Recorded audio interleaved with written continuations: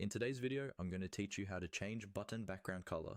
By the end of this tutorial, you'll know exactly where to click and what to adjust so your website buttons match your brand and stand out to your visitors.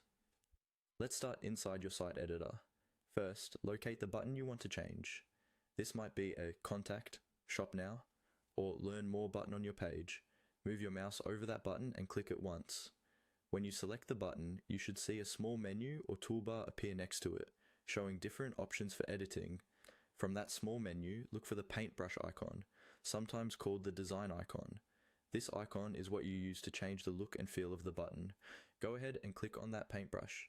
This will open up the design settings panel for your button on the side of your screen.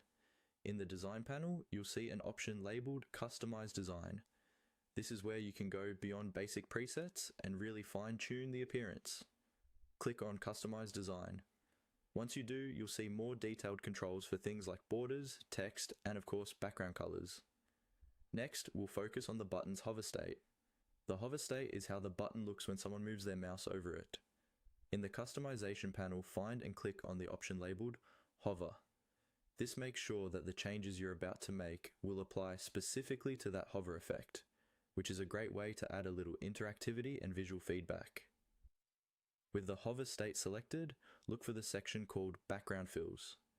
This controls what color or style appears behind your button text. Click on Background Fills to open up the background settings. Inside Background Fills, you'll see a color box that shows the current background color. Click directly on that color box. This will open the color picker, where you can choose a new color for your button. Now, select the color you want. You can pick from your site's theme colors for a consistent look, or use the color wheel or sliders to get a custom shade. As you adjust the color, you should see the button update in real time on your page, so you can fine-tune it until it looks just right. When you're happy with the new background color, simply click away from the color picker and your changes will be applied. Don't forget to save or publish your site so the updated button color shows up for your visitors.